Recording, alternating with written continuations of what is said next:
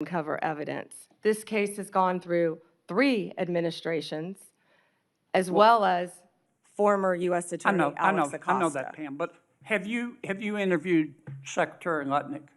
No, Senator. Do you plan to? If he wants to talk to the FBI or the FBI wants to talk to him, that is more than on. Don't you think you ought to talk to him after this interview? Senator, if Howard Lutnick wants to speak to the FBI and if Director Patel wants to speak to Howard Lutnick, absolutely. Okay. Maybe we ought to get Mr. Lutnick in here too, Mr. Chairman. Senator Booker. Thank you. Thank you, Mr. Chairman.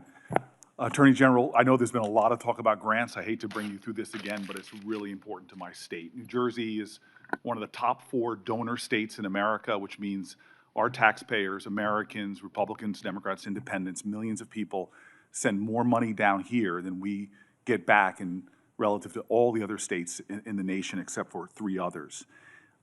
We've been talking a lot about different grants. I want to be very specific about Office of Justice Program grants. There were $35 million worth of grants that were approved in a bipartisan way in this committee, grants that invest in things that are really vital to the public safety of our community. I know, again, we are in a room full of people who want to see crime go down. Republicans and Democrats, law enforcement officers have spoken to the urgency of these programs which deal with school violence, which divert people into substance abuse and treatment and supportive services. Community violence intervention programs, again, bipartisan programs that this committee really worked hard on this. I've heard what you've said to others on the committee. I heard what you said to Patty Murray in an appropriations committee that members should reach out to you if they want those grants reinstated. I've written letters, but I am hoping that you and I can have a conversation. $35 million of frozen funding for public safety that the people of New Jersey, Democrats, Republicans, and Independents, really invested in those resources, those programs, and those nonprofits who were expecting those grants, often made outlays and are now really in a lurch. Can we talk about those grants and the restoration of them, please?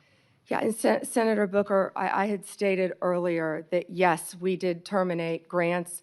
We have an appeal process. We have turned some back on. We are appealing. We are looking at some. Some we have denied. Some are still pending.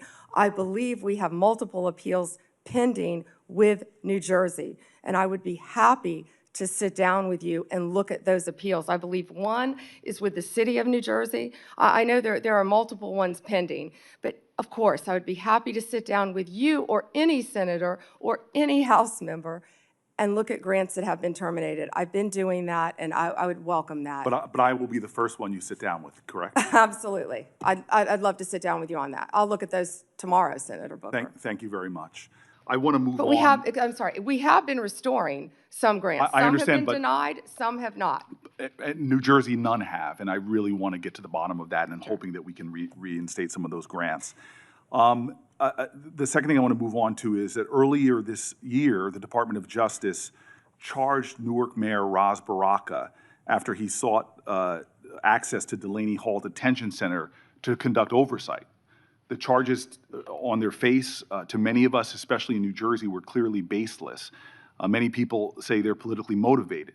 And then the judge, the federal judge, admonished the prosecutors for even bringing the case. This is the quote from the federal judge. Federal prosecutors serve a single paramount client, justice itself. Your role is not to secure convictions at all costs, nor to satisfy public clamor, nor to advance political agendas.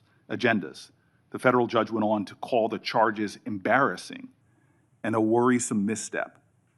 Mayor Baraka was arrested that day on the scene, and I know you understand this, to arrest a mayor of a major city on charges that were called by a federal judge embarrassing and a worrisome misstep is very concerning to me, and I think should be to the whole committee.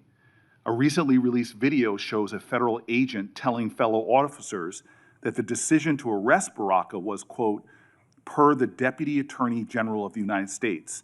And I'm assuming that person is Todd Blanche. This is evidence to me that this decision wasn't made by people on the ground in the field, but by Maine Justice, that they were directing an arrest from D.C. on the scene. And it leads to the conclusion that this was a political decision, that the decision to arrest was not made by the people who were there on the spot. And I can assume that you can see how that's problematic to me. So I have questions not about the case, but really about how the decisions to arrest and charge Brooker and now MacIver, Congresswoman MacIver, were really made. Before this committee, I am saying that I'm going to submit these questions for the record, and I'm really hoping that we can understand how those decisions, as our oversight, how we're making decisions, especially for high-level officials in my state, the mayor of our largest city, the congressperson of that city, and I'm hoping that you can respond to those letters on the record. Yeah, and Senator, that matter is ongoing, and so I can't discuss it. As an attorney, you realize I can't discuss an ongoing matter. And I respect that. I guess I just want to know, and we'll leave this for the questions for the record about the decisions on how they're being made, not the case in itself. I want to move on. And again, I've heard your testimony so far. I know that there is data about violent crime in this city, but I'm really concerned about the application of Justice Department resources towards the challenges we have. You and I both know that about 11,000 Americans have been killed by a firearm just this year. The Department of Justice, according to the White House's own documents, as well as that of the conservative think tank Cato, have shown that there has been a significant movement of law enforcement resources away from many other issues and into immigration enforcement. And we are seeing that in that immigration report, a lot of the people are not the violent criminals that we are really needing to rid our streets of. In total, according to the Cato Institute, you've reassigned 7,460 law enforcement away from their primary duties, investigating drug traffickers, prosecuting child pornography, targeting high-value white-collar criminals, and again, forcing them, this is according to the Cato Institute, into low-level immigration enforcement.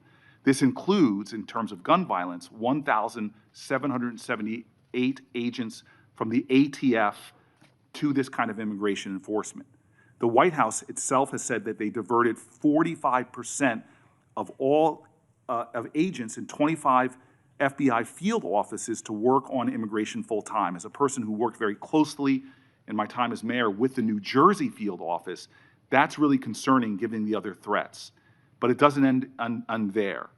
The DOJ has eliminated the Organized Crime Drug Enforcement Task Force, the independent component of the DOJ whose job it was to combat transnational organized crime, dissolved the Community Relations Service, which in New Jersey has been invaluable over 60 years, responding to communities experiencing conflict or violence, and something that people on both sides of the aisle of this committee have really invested in. You all have rescinded VOCA and VAWA grants to support survivors of sexual assault and human trafficking. There seems to be a disconnect here between the application of the resources of the Justice Department on the things that are most concerning when it comes to crime and where they're being directed instead. Senator Booker, first to OCDEF. The most important point is that the work of OCDEF is continuing. The executive office is being dissolved. We have said that, but the work of OCDEF is continuing. The resources that were previously provided to law enforcement organizations through OCDEF are now going directly to those organizations.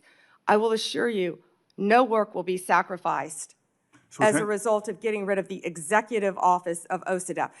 The agents and the attorneys are working with Homeland Security. They're all working together as a unit.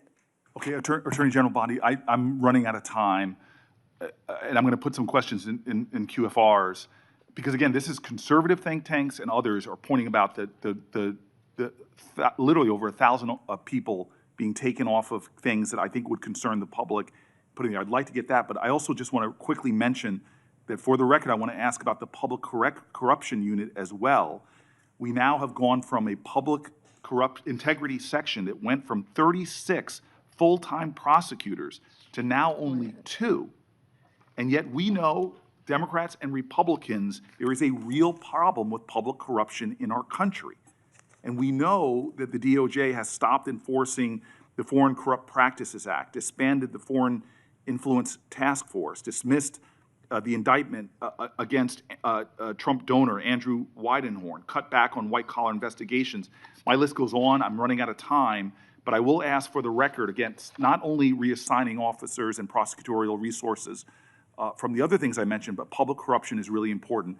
I want to talk about an area of bipartisanship on this committee, which is antitrust. This is a very bipartisan area. In June, the Antitrust Division finalized a proposed consent decree with Hewlett-Packard Enterprises and Juniper Networks, settling the DOJ's challenge to the company's $14 billion merger. Reportedly, your Chief of Staff, Chad Mizell, and Acting Deputy Attorney General Woodard overruled career antitrust staff and approved the merger. This is a massive area of concern for Americans writ large. This is an area where corporate power is growing, corporate concentration in our country is happening at great degree. I'm grateful that the ranking member with Mike Lee on a committee that is really trying to get into this disturbing trend, and the issues right now in the Justice Department, the resources being put on it, and the appearance of improprieties that we're seeing are troubling.